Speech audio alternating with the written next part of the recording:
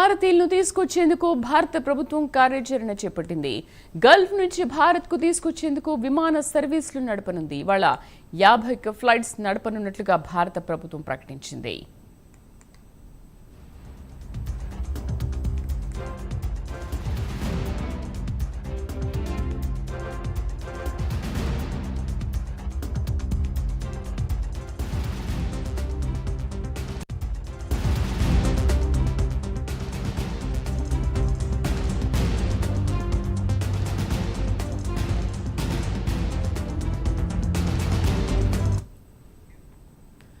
గల్ఫ్లో చిక్కుకున్న భారతీయులను తీసుకొచ్చేందుకు భారత ప్రభుత్వం కార్యాచరణ చేపట్టింది.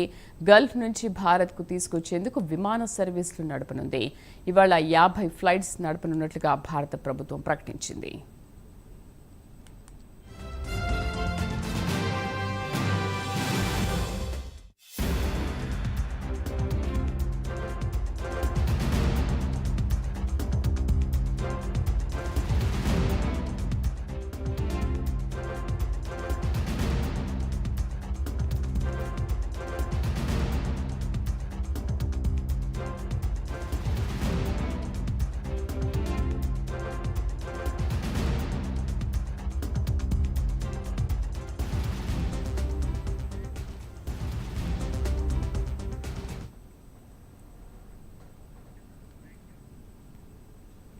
గల్ఫ్లో చిక్కుకున్న భారతీయులను తీసుకొచ్చేందుకు భారత ప్రభుత్వం కార్యాచరణ సిద్ధం చేసింది.